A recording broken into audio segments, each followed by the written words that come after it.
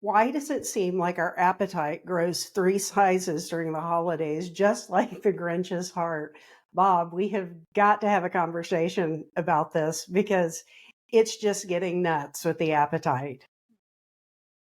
Definitely it is. I get that. I've experienced this for many years since I was born, it seems like. So yeah, we're entering that season where the appetite just grows and grows and grows. Yeah, and I complain about my appetite a lot. I've always said I have a big appetite. If I could just control my appetite or, blunt it in some sort of way, this whole health and wellness thing wouldn't be so difficult. And the fact is, appetite is God given. It's something that He gave to us, but sometimes I'd like to give it back because it gets a little bit out of control and sometimes it seems to control me. And there are actually scientific reasons for this. So let's talk about them, Bob. What is the first scientific reason for why we experience increased appetite during the holiday season? I have truly experienced this one. So we have shorter daylight hours now, right? I mean, it's like at 5 o'clock, it starts getting dark. It's nuts. So when that happens, we have lower serotonin, and that leads to higher carb cravings, less sunlight, right? So the serotonin levels drop, and our brain tries to self correct with carbohydrates because carbs temporarily boost serotonin. And so we have cravings for things like bread and potatoes, all those kinds of things, all the comfort foods. And this is so weird to me because just lately, have you noticed on my tracking, I have gone over, because as you know, I do macros. I've gone Mhm. over on my carbs and come up short on some other macronutrients. And I have said to you, I was a little carb heavy today. And it's like I've been carb heavy every day, but now I know why. Yeah, I've definitely noticed the shift in your carbohydrates versus your protein. You have shifted gears based on the shorter daylight hours. It's like I'm So carbohydrate loading. I guess so. Our half marathon isn't until April. You don't need to do that yet. But another reason we haven't really gotten there, we've had two really cold days so far. Today it was in the 80s, which was insane, but Wow. cold can actually increase our body's drive for energy dense foods. So as the temperatures drop, our appetite can actually increase. And I find that crazy, but your desire for higher calorie, comfort foods, you want to maintain warmth and you want to store energy. And according to science, even slight cold exposure can increase appetite and cravings for fats and carbs. You just want that savory, um, nice. I don't know. Pizza comes to mind, or pasta. Yeah, a nice big bowl of pasta seems like a great thing. I need to not be talking about this while I'm hungry. I haven't had dinner yet. Um, but holiday foods are all of a sudden going to look extra appealing. And I think there's a little bit of psychology there too, that those colder temperatures come and our minds go to the place of, it's the holidays, and certain foods are associated with that colder weather. Well, another thing that's associated with this time of the year is higher stress levels. And I know I've experienced that. I'm sure you have too. Science says that holiday stress increases our cortisol levels. And we know cortisol is a stress hormone. It drives our appetite, especially for high fat, high sugar foods. And if we think about the holiday stressors, family pressure is one of them, social events, financial stress, busier schedules. I already feel busy. Now it's getting busier, disrupted schedules. All of these spike our cortisol, which spikes our hunger. Yeah, those disrupted schedules, especially, can get hard on us. And when our schedule is disrupted, one of the first things that tends to go is sleep. Our sleep gets disrupted. You have family in and they want to stay up late and visit. And of course, you want to do that. Or you have an event that's in the evening if I have any kind of evening event, that completely disrupts my sleep schedule because I go to bed so early.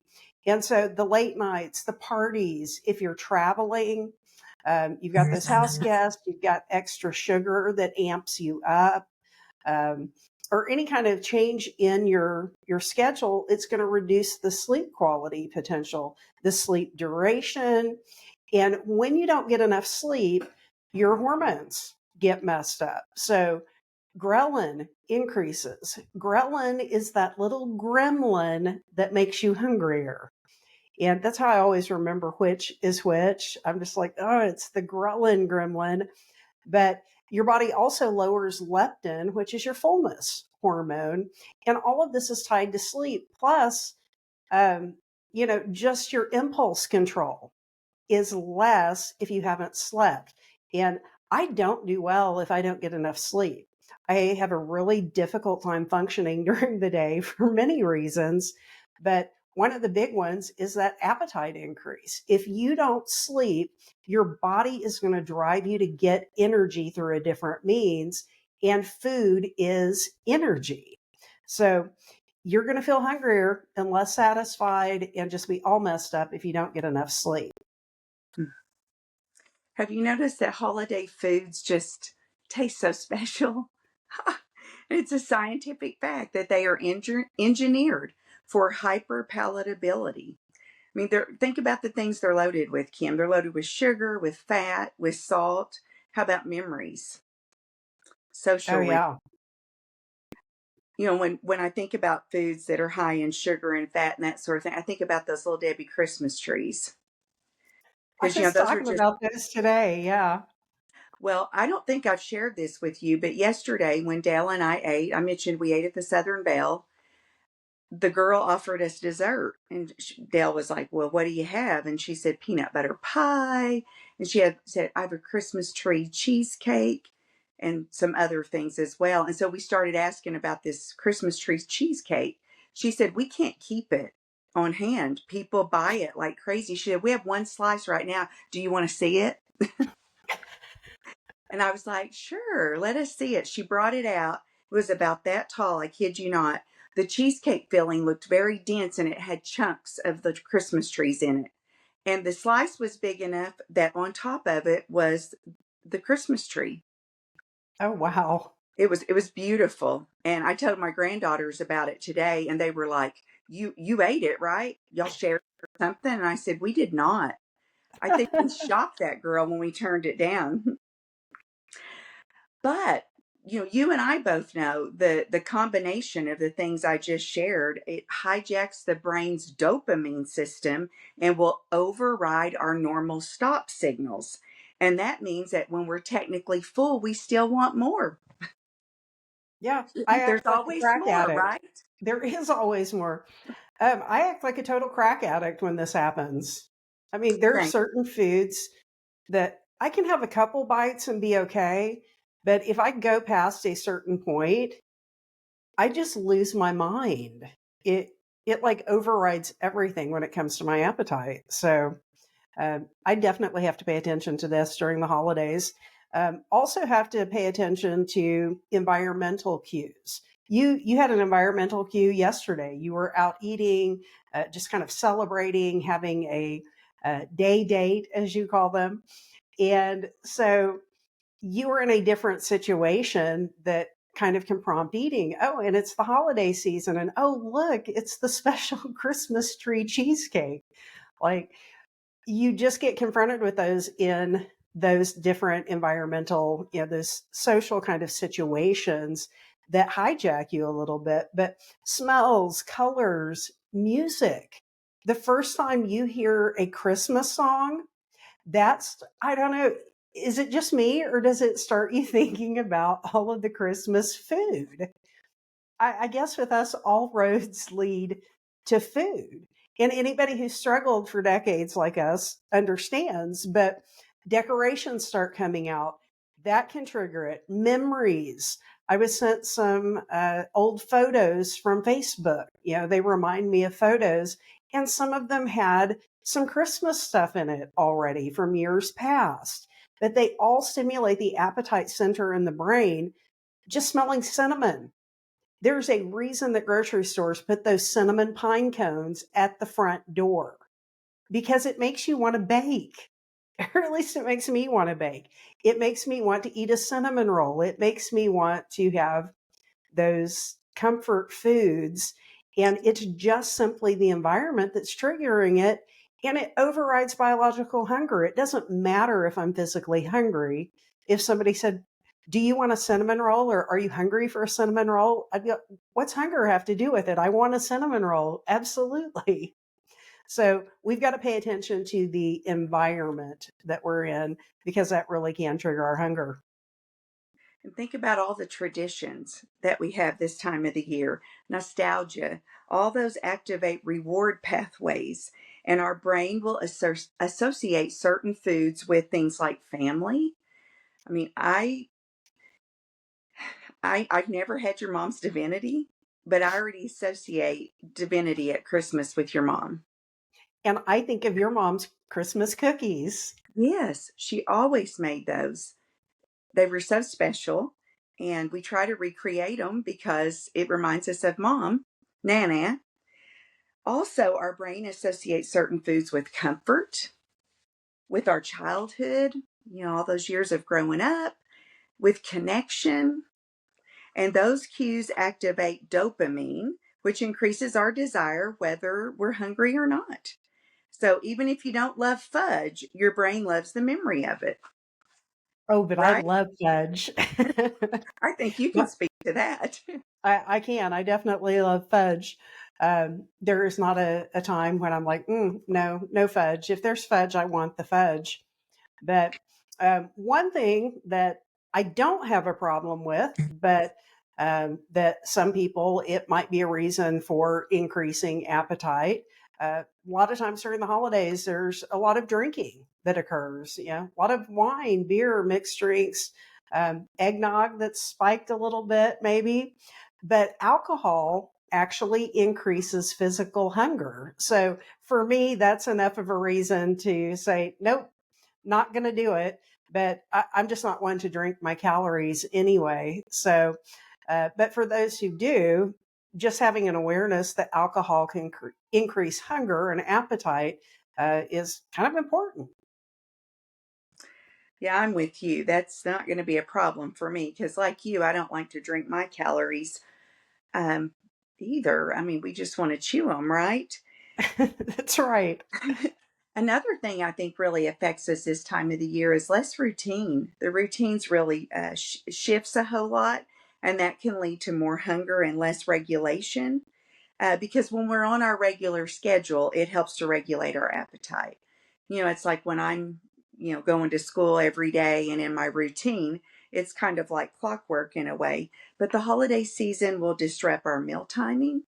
It'll disrupt our workouts, our hydration schedule, sleep, our stress patterns, and inconsistent routines can lead to increased hunger signals. I have so been there before. Yeah, I'm definitely a creature of habit and I really have a routine. If I get thrown out of it, it's a lot harder to do this. So I prefer to stay on a routine. Um, I also prefer to stay out of these feast environments, if you will. I don't accept many invitations to holiday things. I'm very particular about it because it's always going to be a temptation. I mean, even if the stuff isn't that good, it's still a temptation because you're there, you're hungry, you see it, you're like, when in Rome, if you will. So we need to be aware of that we are going to have those triggers of that feast environment. It's not just like the environment we talked about a couple points ago, but specifically being in that, party meal environment, that actual feast where there is such an abundance of food right in front of you and everybody is there just normalizing it. Like immediately just increases your appetite because as human beings, we associate that abundance with a sense of safety because there's plenty of food. There is a safety with that. That's why, we have comfort food. it's associated with those feelings of comfort and safety and wellness, and everything is okay. There's abundance, but that abundance of food leads to an abundance of me. So that's a real one that is a trigger for me, is just being in the midst of all of it, because you want to try it all. I'm going to face that tomorrow because tomorrow at church is our holiday meal. I like to call it Thankmas because it's Thanksgiving and Christmas combined. But I'm going Hmm. to be in a feast environment tomorrow, if you will. So one thing I'm going to do, thinking of some practical strategies that we can use to combat the holiday appetite, I'm going to make sure I eat a good protein loaded breakfast before I go to church in the morning. Because I think sometimes we start thinking, oh, I better not eat prior to, the party, the event, the holiday meal, because I need to save up calories. And I've tried that before and it backfires. One thing it does to me mentally is I'll tell myself, well, you've not eaten all day. You can splurge. Well, you and I both know those calories tally up quickly, Yeah, especially they when do. it's rich holiday foods. And so don't play that card thinking that you can, go on an empty stomach and all will be well. It doesn't work that way. So when you skip meals to be good, your hunger hormones will go wild later. So a good pre-event meal would be some protein, as I mentioned before, maybe 20 to 30 grams. Include some fiber, some veggies or fruit, and then some healthy fat, because that's going to help to satisfy, and it'll help to reduce your cravings and help you stay steady. So I will have that kind of breakfast in the morning, and it will help me before that meal that we'll probably have around 12:30 after church. Yeah, I'm a big fan of eating before I go. Spoil my meal, if you will, to a certain extent. I've tried in years past fasting up until, the holiday event or whatever. And yeah, it's disastrous. It doesn't make you eat less, it actually makes you eat more. So, the other thing that I like, this strategy, um, people call it different things, but the first plate rule, that you go, you get your first plate, and on that plate, half of it you're going to commit to foods that are going to nourish you. So you're going to pick, protein, veggies, fruit, something that is actually nourishing for your body. And then the other half of the plate, you put your fun foods, and then enjoy that. And you're looking at a plate that, it's not just a sad little dry piece of turkey and some broccoli or something weird. You've got all of the things. You've got a little bit of everything. And so you're getting kind of that mental satisfaction of seeing some fun foods on your plate. And you can tell yourself, like we always say, there's always more. We don't have to think that, okay, I'm never going to be able to eat these other things again, or whatever I put on my plate, that's it. I've done that in the past where I only gave myself one plate, and I'm like, nope, you do one and done. And then I find myself maybe putting too much on the plate to begin with, or not choosing anything that's nourishing to begin with. But if I tell myself, I'm an adult, I can go back, I can have more, it's fine. It's easier to just kind of rest in that and go, okay, I'm just going to have this, and I'm not going to have this scarcity mindset, like I can never have anything again, or I can't make the choice to go back and have seconds or try something else.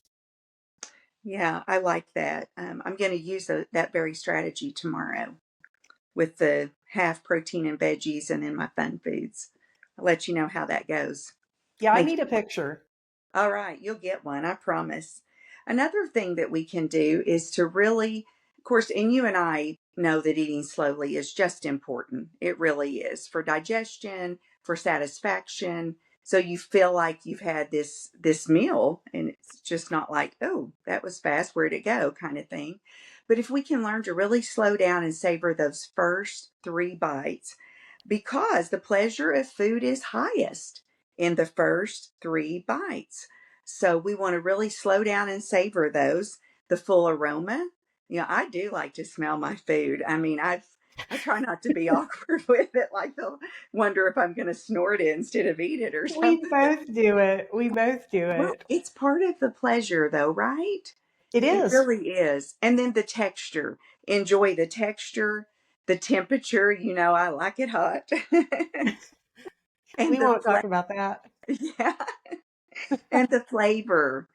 Just one thing that is funny to, and I love this about us, when we're trying like a new Built Bar flavor or something, we'll really, you know, we'll enjoy the profile, if you will, the spices and what we can detect. And usually we detect the same things, although sometimes people detect different things, or so it seems. But we want our satisfaction pathways to be activated and quickly, in fact, and reduce the urge to keep chasing after that flavor. So make the first 3 bites really count. Savor the moment, if you will. I love to savor. I'm actually going to reach over here. My purse is right here in my office. Do you have a savor spoon? I'm going to be a little bit embarrassed because I'm not going to edit this if I don't, but I should have a savor spoon down in my purse here. And if I don't, I'm going to be shocked. Oh, I bet you do. Look, I do have a protein bar in my purse because you always need to be prepared. It's your purse Um, pantry. huh? It's your purse pantry. It is my purse pantry. I have some gum because I don't know if I put that on the list or not, but gum can be very helpful to us in um, keeping ourselves from eating or stopping. I have placed my hand upon the savor spoon. It is a tiny little spoon. I carry this in my purse and I have them in my backpack. So even when we're hiking, I have tiny spoons. I actually have two because I have one for you. But I love using a tiny spoon because it reminds me to slow down. And I actually have a whole um, little blog post I wrote about it. I need to link to that down in the description because it's a really good anchor for me to remind me to savor because we are so blessed. We are so blessed. And ultimately, this entire thing with managing food and appetite is we have to just manage our blessings. And that reminds me of that. This spoon reminds me of that. So I I have a whole drawer full of them here at the house. When I have my fudge day, I use a tiny spoon. If I eat any kind of dessert, I use the tiny spoon. I don't know. It's just something that really really helps me. Another thing that helps me, stay hydrated, regardless of what you choose. Stay hydrated. And Bob, you know this. I am constantly drinking. Um, I get extra steps by having to run to the bathroom all the time. So, um, hydrate. I take this with me wherever I go. This goes with me into my workshops. This goes with me into church. I mean, I don't go anywhere without it. My joke is that in my drive to or from any place, I need to make sure it's full because otherwise I'll get dehydrated. But when we are dehydrated, that can trigger appetite. Dehydration can make us hungry. So I don't want to get dehydrated. Mm-mm. And one trick we can do is aim to get, at least 8 ounces of water before meals. Just start with some water, get yourself, cooled off before you start eating. If you've already eaten, if you're sitting on the couch after dinner, you've already finished eating, you're telling yourself, I'm not going to snack. I'm not going to go get more of those holiday snacks. I'm not going to get the fudge. I'm not going to get whatever. Well, first of all, stop thinking about all that, but drink something. Have some water. One of my favorites, and one thing that you and I have done, together in the past, I've gotten the little K cups of tea where we can go back and forth and we choose which one we're going to have. And so have a caffeine free tea. I love the Bengal spice from, was it Celestial Seasonings, I think? But absolutely love that one. It doesn't need any kind of sweetener in it. It's just a delightful, like, it is really a hug in a mug because it has all those spices and everything. So if we drink and stay hydrated, that can really help us kind of overcome appetite, whether it's physical or whether it's mental and emotional or whatever. You can have nostalgia over that cup of tea. Yeah, So hydrate. I love that. And this has been already mentioned just a little bit ago, but we want to remind ourselves and everyone else that during the holidays, we need to prioritize protein. We need to have it at every meal. It's going to stabilize our appetite hormones for hours. It really makes a difference. And during the holidays, this one shift can dramatically reduce our cravings, our random hunger, our emotional eating, our blood sugar swings. And I think really a good range to aim for at every meal would be 25 to 35 grams of protein. Definitely. And I even try for more, especially at dinner, just because it is something that really it helps me. You know that I make my protein ice cream. I have that after dinner. That has 45 grams of protein in it.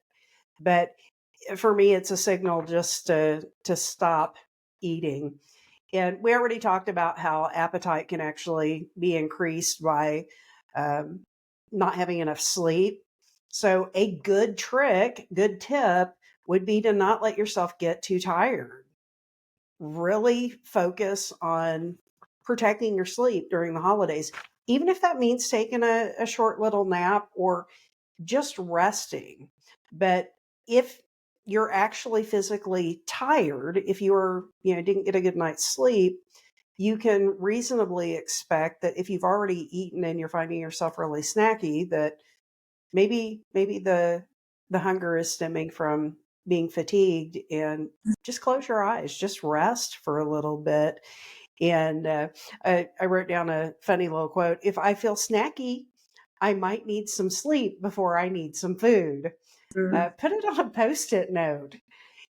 Remind yourself of these things, because I forget like half the stuff I know. mm, It's almost like, what was that movie, 50 First Dates, with Adam Sandler and uh, Drew Barrymore? And he had a reminder of things every day.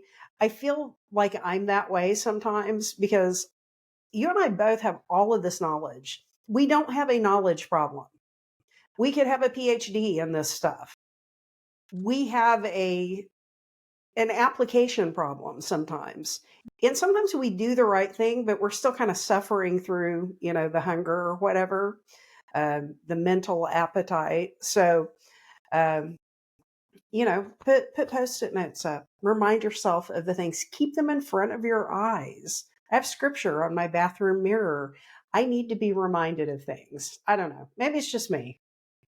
no, I think the reminders are valuable. I really do. Another thing we can do, Kim, another great strategy is to pause and pair. And this is a really, really great technique because, sometimes I think during the holiday season, we find ourselves on automatic pilot. We just, a tray of food comes around, or we go in, for me, like going into we don't really have a teacher's lounge, but going to where the snacks and treats will be this season. You just grab something. And we've got to give ourselves a pause, and when we pause, we can ask, why do I want to eat this? So that's the big question. And then you pair it. So if it's an emotional hunger, you can pair the food with something that's so filling, because that's what needs to be filled in that moment. Not your stomach, but your soul. Prayer would be a good thing to pair that with, that desire. Um, this just cracked me up today. Little side note here. I was, with my granddaughters, and I don't know why I asked my youngest granddaughter, Brooke, I said, Brooke, do you pray? And she said, oh, when I have a headache, I do. We just cracked up Me laughing. too, Brooke. Me Yeah. too. She said, but I know he'll help me. And he will help you with the headache. Of course, I encouraged her to pray other times too. But this is a similar situation. I've got this hunger ache or this desire ache. I'm wanting something. And of course, if it's an emotional thing, I'm needing something besides food. But prayer can change things. It's a valuable tool that we have in our toolbox. And also gratitude. Just, having that heart of thanksgiving. I know you and I enjoy doing like the three good things. What were three good things that happened today? During your pause, you can Thank you. What am I most grateful for in this moment? Sometimes just taking a deep breath, it can make a difference. It really can.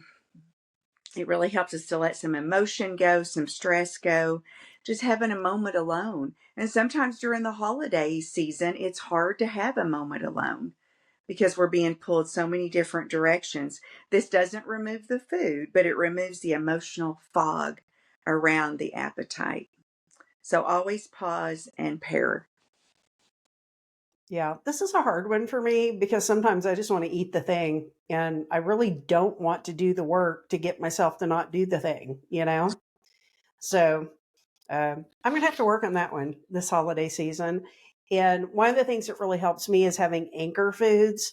And I don't know if I think we've talked about it before on the podcast, but not on the video version, where I have a list. I actually created a menu, but I have a list of my go to foods, my go to breakfasts, my go to snacks, go to lunches, go to dinners. So if I have certain anchor foods on hand, and I do a lot of batch cooking, so, during the holiday season, you can have things that are festive, but that are lower in caloric density, higher in protein, things that'll give you that holiday kind of special feel, but not push you over the edge. One of my favorites is shrimp cocktail. Like, it's just one of those things. It seems so fancy, but it's very low calorie, high in protein, and I can enjoy that. A veggie tray with some ranch dip made from fat-free plain Greek yogurt. Munch on that. And I know it's the old, oh yeah, you're on a diet, you're eating the vegetables, the rabbit food, but I actually enjoy that stuff. I enjoy some celery with the uh, yogurt dip or with hummus, something like that. Um, that stuff's not punishment. It actually can be quite festive, especially if you make it in the shape of a Christmas tree or something. Have you seen some of those veggie trays that they do like a wreath or a tree? That would be fun. Have a charcuterie board. Charcuterie boards can be very friendly toward, getting us toward our protein, and full fat dairy, actual cheese can be really, really beneficial. I was very happy when those studies came out, but I like keeping something on hand like chili, taco soup, something in the fridge that just gets better as it gets left over, but that is very low in caloric density and again, high in protein, high in comfort. I just love those kinds of things, a good soup or vegetable beef stew, that sort of thing. Um, I love deviled eggs at the holidays. That's another thing that you can make very friendly to your weight loss and wellness goals. But everybody just thinks, oh, it's deviled eggs. That's party food. So find those kinds of things that can be your anchor during the holiday. Popcorn, hello, one of our mutual favorites. If you do air popped popcorn or microwaved and the silicone popper in the microwave, you've not added any oil, just hit it with a tiny little burst of olive oil spray, add your seasonings, and you can have a wonderful holiday treat. And make it a little bit fancy if you want to throw, some mini M&Ms in there. You don't have to do a whole handful, but having a few little red or green mini M&Ms, I mean, that would be so festive. And you just feel like you're enjoying the holidays along with everybody else, but you're focusing on getting volume, and that's a great whole grain. So uh, just have those anchor foods. Yeah, you're getting some good fiber with that popcorn. You mentioned the charcuterie. I don't know if I told you this or not, but that's what my grown kids chose to have for our Thanksgiving this year. Well, I know you've had it at Christmas Yeah. before, but now you're having it at Thanksgiving. Well, Cool. because the daughter-in-laws will be with their families on Thanksgiving and they're having the traditional meal. So we're doing a Black Friday thing and they said, let's do charcuterie for fun. So we said, okay, because Dale and I will do Thanksgiving traditional foods on Thursday, on Thanksgiving Yeah. Day. One thing that I think can really help us this time of the year is to make sure we don't eat around a craving. And I bet we've both done that. I know I have. It's like you want a cookie, but you try to satisfy with a multitude of other things rather than eat the cookie. And the next thing you know, you've consumed more calories than you would have if you'd have just eaten the cookie. So if you want a cookie, just eat a cookie, right? Don't try to Yes. satisfy with a bunch of substitutes. Not only will it lead to more calories, but it will lead to more frustration too, because you're not really getting what you wanted. I remember in Weight Watchers workshops in the past, we would talk about having a chocolate craving, and people would talk about all the different things that they did to satisfy it. And then, finally someone would say, just have the chocolate, just do it, because we know we're going to, you know, end up with more calories. So eat one cookie, enjoy it slowly, and then you can move on guilt free. That's okay. But don't eat around the craving. Just whatever it is you're wanting, have it. But just one serving and savor it. Make it count. Yeah. Oh my gosh. I remember diet culture is a crazy thing That, because, if you're hungry for chocolate, have, a rice cake with some sugar free chocolate syrup drizzled on it or, dumb stuff. And, if you rub a little bit of laughing cow wedge on there, we'll call it a cheesecake. oh, yeah. And I'm like, I call it psychotic at this Yeah. point. I'm like, Uh-uh. the insanity of it. I know why Susan Powder talked about, stop the insanity, because Mhm. it was then, and it still is to a certain extent, because we are so stuck in those old mindsets instead of just have food like a normal person, count it and move on. So, And um, I have to say this. Do you remember the bean pie we would make? Maybe you didn't, but it was a mock pecan pie. oh Did you yeah. ever?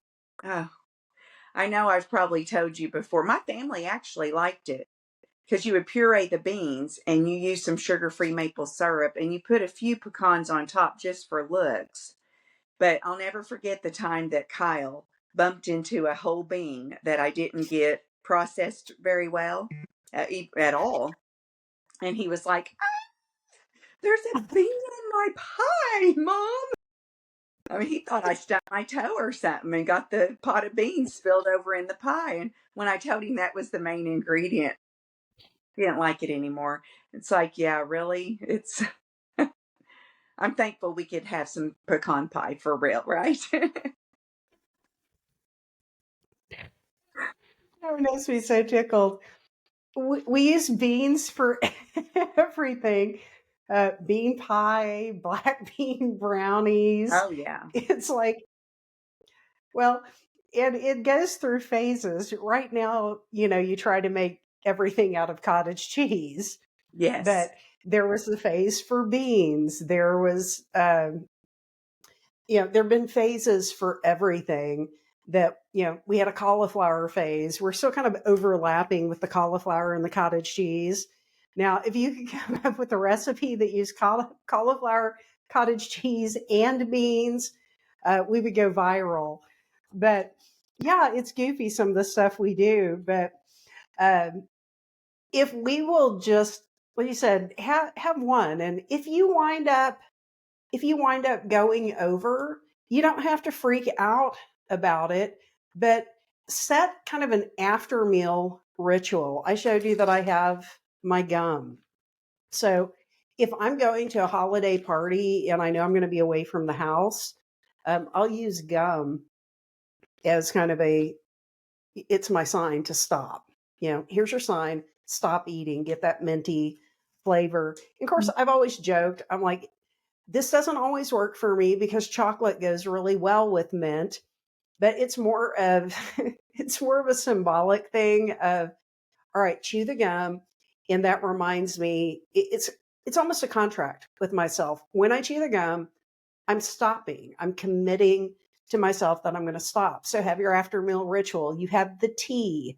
Yeah. You end it with a diet soda if you believe in drinking diet soda. If you don't, pick something else.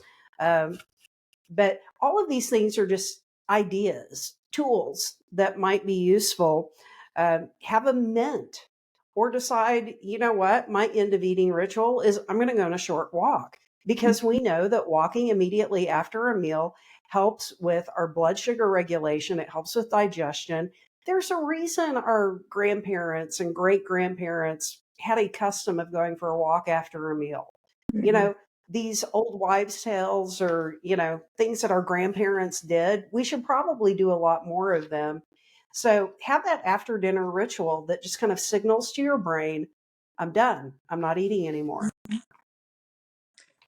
Everything you were sharing, what it made me think of, and it's so unhealthy.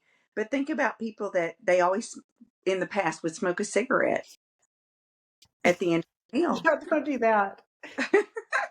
No, don't do that. But that's what I think that meant I'm done. Yeah. It's not healthy. Don't do that. Don't sit too much and don't do that. Sitting's the new Yeah, we don't smoking. advocate that trick. I mean, I guess if you already smoke, and it could be a means to get you to stop eating. I Yeah. mean, I don't know, but Maybe we should use some environmental hacks because I believe, okay. and I know you believe, small changes can equal some big impact. I mean, for example, one thing would be if you're at a party where there's a buffet, don't stand by the buffet table. I mean, we would maybe think, well, that's a no-brainer, but really, it's don't Yeah. stand right by it, right? Yeah, because you're just going to keep grabbing because you're seeing Exactly. it. Exactly. And use a smaller plate. And for dessert, yeah, even for the main meal, use a smaller plate. If you're at a table where there's shared bowls, sit further away from them. Today we were at Texas Roadhouse. I was in Tulsa with family, and I did not want a basket of those delicious rolls with that cinnamon butter right in front of me because it was too Hmm. easy to get more. Keep sweets covered up, keep them in the pantry. Don't keep them out on the counter where you're going to see them all the time. This is a great environmental hack too that I love. If you're a member told me this years ago when I did an at work meeting at Channel 8. It was one of the anchors, Cindy Morrison. You might remember her. But she told us that when Hmm. she went to parties, and she went to a lot of holiday parties, she said that she always carried a clutch purse to the holiday party. And she told herself, before she even arrived, you may not put your clutch purse down at any time during this meal. Because, we're talking like hors d'oeuvres and drinks and that sort of thing. So she said, if I'm having an adult beverage, that's all I can have. Right then, I can't have food. But she said that way she's not got two hands going after it, it's just one. She said it helped her to limit things. So if we'll make some environmental changes, it can help us with mindless eating, because mindless appetite triggers can go up, or we can reduce it by up to 40%, according to science, if we will use some environmental hacks. And so these little things can really make a difference. Small changes equal big results. Absolutely. And small amounts of joy on your plate can help you have better results. Bet. You need to incorporate your favorite holiday foods. And if you're having a craving, we already talked about don't eat around the craving, but plan ahead for the craving. Like before it even starts, although I have a lot that have already started, I'm thinking about a lot of different things. Yesterday, my daughter and I sat down and kind of went over Thanksgiving things and what we were each going to make, what my mom's going to make. So just talking about it made me think about all those things. It triggered the appetite. So maybe that would be another one to add.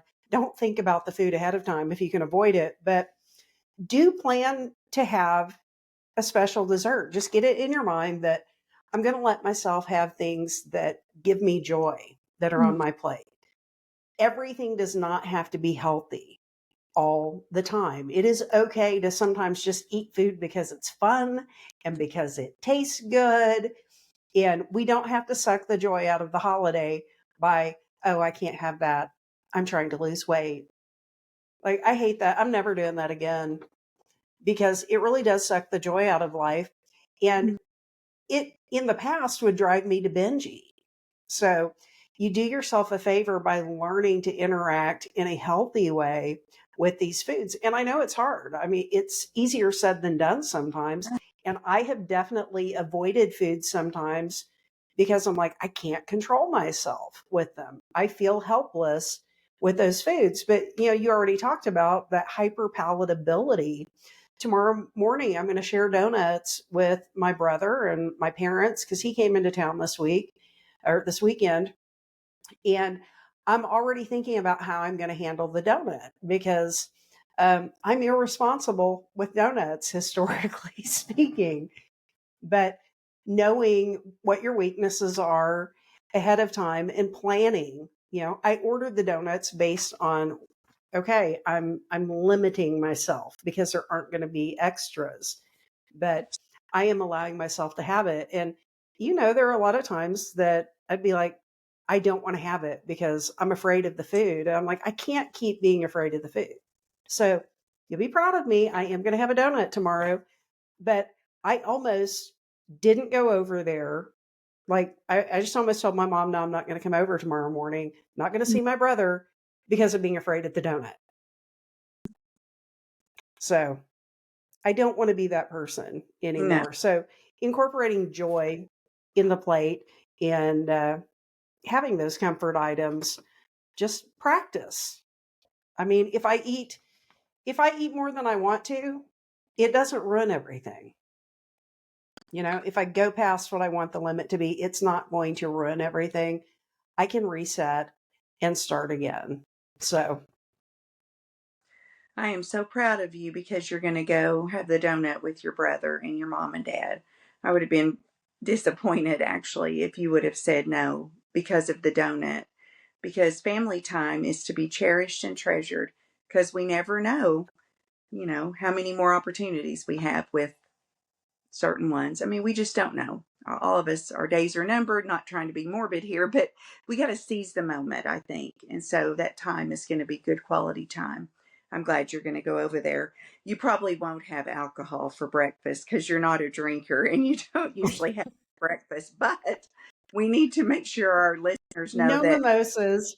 no, sugar and alcohol don't mix well. And I'll tell you why. It's when you put them together, they are the perfect storm for appetite. It's because they'll lower your inhibitions, they will increase your hunger, they will override your satiety signals. And it's not that you have to avoid alcohol if a person enjoys adult beverages or that we have to avoid the sugar. We just want to avoid having them at the same time. That's key. Yeah. Instead of alcohol and prescriptions don't mix, alcohol and sugar don't mix.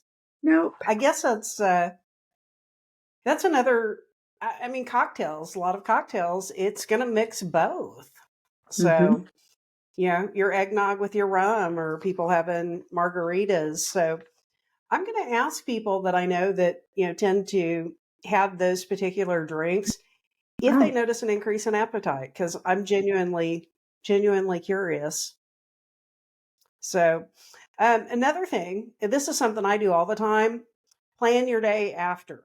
I actually, for years now, have had a day after menu. So, for instance, Thanksgiving, I don't count my calories or my macros. I don't track anything on Thanksgiving. I don't track anything on Fudge Day.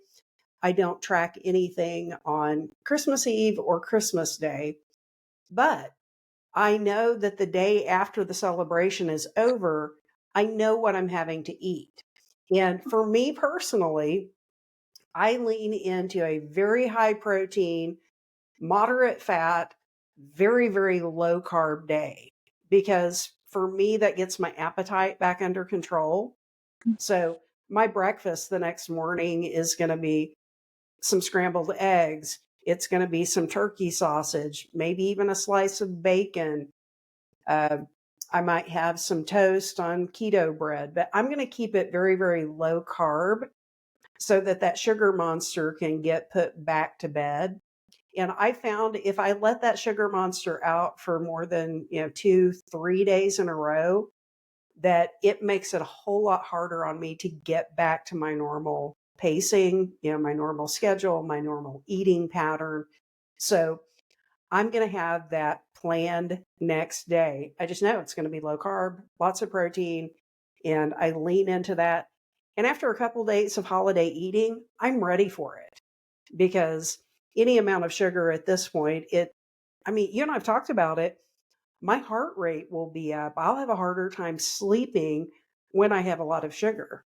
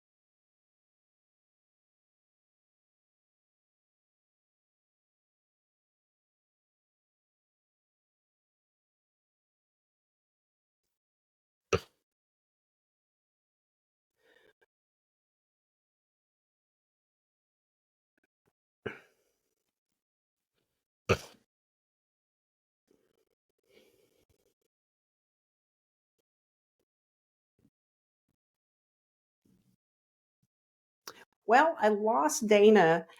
Sometimes when you live out in the country, you don't have the best internet service. So, not sure if she's going to be able to reconnect. So, I will wrap this up because we only had one more point to make. And that is to really script your self talk. A lot of times when we are experiencing more appetite, whether it's physical, whether it's emotional, whether it's just all of these different seasonally driven types of appetite, we find ourselves overeating. And when we do, we need to tell ourselves a different story than what we've told ourselves in the past. Don't beat yourself up. Don't call yourself names. Don't take on a bunch of guilt and shame. Just move on quickly. Tell yourself, it's okay. I'm giving myself grace. I'm going to start over. This one day does not determine the course of my health and wellness journey. It's not going to destroy my weight loss. It was just one day or even one meal. The other thing you want to do is tell yourself, um, you know, it's just food. I'm the one in charge. I can have control over it. It doesn't have to control me.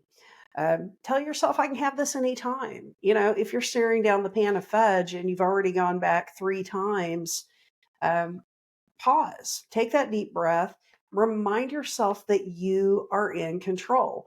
You're not limited to having fudge one day of the year. You can choose to have it tomorrow. You don't have to eat all that there is because that's all that there will be. Um, we don't have to have that scarcity mindset. You also don't have to prove anything with your plate. Sometimes we put a lot of pressure on ourselves when we are at a holiday event that, oh, I've got to look like I'm, in my weight loss mode. Or we go the other way and we put pressure on ourselves that, all right, I've got to enjoy myself now because this is it. This is the only time that I have. And then the other thing that we want to tell ourselves, I can celebrate without losing myself in this. I can face down the donut. I can face down the cocktails. I can face down whatever it is that has historically been a struggle for you when you're in these events. Tell yourself that you can manage your appetite and you can do it in a way that's healthy and productive and that you can be successful through the holidays. But decide for yourself, what does that look like to you? Every single day doesn't have to be about losing weight. You can decide to go into maintenance mode. You can decide that it's not going to be the one thing that you think about every day. How can I lose weight today? How can you have a better relationship with food today? How can you lean into some other healthy habits in order to stay healthy and well and care for yourself during the holidays when you're being a little bit more lax with your food.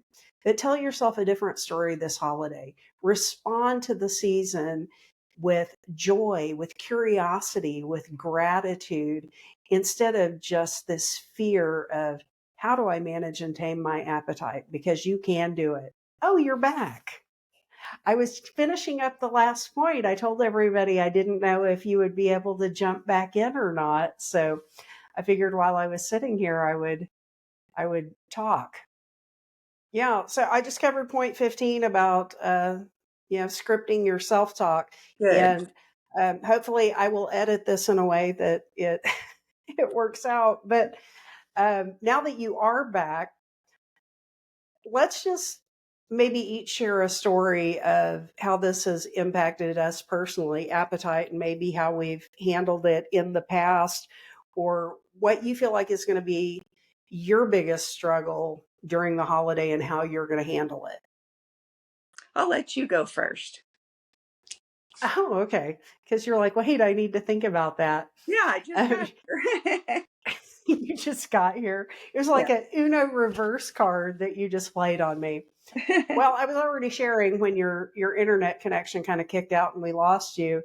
Um, you know, I I still struggle with that fear of food, like I already mentioned. Of all right, sometimes it would be easier to deprive myself than to try to interact with it for fear of overdoing it. And so I'm really going to practice managing that appetite that I know is more psychological, more emotional, because I can satisfy my physical appetite with nourishing foods, that are nutrient dense, but there's still going to be that appetite and that desire for the different sweets and those holiday foods that are like a big hug. It's like a hug from the past. I have things that remind me of my grandmother, things that remind me of my gran, foods that just nourish your soul. And I don't want to have to deprive myself of those because I'm afraid of overeating them. So I'm practicing that. I've given myself permission the last probably, 10 years to actually have those foods. But still, a lot of times I tend to overeat them. So there's still more anxiety around it than there should be. But it's a journey, it's a practice. And, all the head knowledge in the world doesn't help me until I practice doing something, until I try something and fail. And I'm like, okay, I need to approach this a little bit differently. So um, I'm going to try to incorporate more of the foods that I enjoy, Mhm. but in quantities that are helpful instead of quantities that are hurtful. Very good. I think for me, I need to focus more on enjoying a variety of ways to celebrate the season because I know a lot of times when people in the past have talked about being an emotional eater, eating when they're stressed, and not saying that I don't ever do or have never done that sort of thing. But a lot of times for me, the eating is just sheer pleasure. I love the taste. I just get a lot of joy from eating, probably more than I should. I mean, I think God intended for us to derive joy from food. He made it so good. And, it speaks of the pleasures of eating the good food in the Bible, just not too much. But I think that I've just used it too much as a way to celebrate and to have joy in certain situations. And at Christmas time in particular, and Thanksgiving as well, um, it's easy for me to equate the celebration and the joy of the season with the certain seasonal foods, if you will. So I'm really going to focus more on the Christmas music, which I love. I mean, I even listened to Christmas music when I lifted weights yesterday and today, and it really helped me. I mean, some people would look at me like that's just nuts, but it brought me so much joy. It really revved me up and gave me extra energy, I felt like. So it brought joy to that activity. I love I love the lights at Christmas. I want to see a lot of lights this Christmas. I love to go walking and look at lights. You and I have done that before. That is so pleasurable. Just spending time with family. I enjoy wrapping gifts and giving and receiving gifts. So, oh, and Advent. I love like reading a good Advent, and Dell and I are going to do one together this year. Like with scriptures and daily devotional kind of thing. But I just really want to find all the ways to enjoy the season, that ways that don't have to include food. And I'm going to enjoy the food. Please know that I will. But I just need to not lean so heavily on that being the way to celebrate. There are a multitude of ways to celebrate this season. I mean, after all, we're celebrating the birth of our Savior. And that's where our focus needs to be. The food's there and it'll be good, but it's secondary. It's not top priority. I feel like it's been a good conversation learning all of these different reasons behind some of the appetites we deal with at the holiday season and knowing that I'm not the only one that deals with it. So, hopefully, all of us will have a little bit better time managing appetite, improving our relationship with food, and just remind yourself you don't have to eat it all in one sitting or in one day because there really is always more.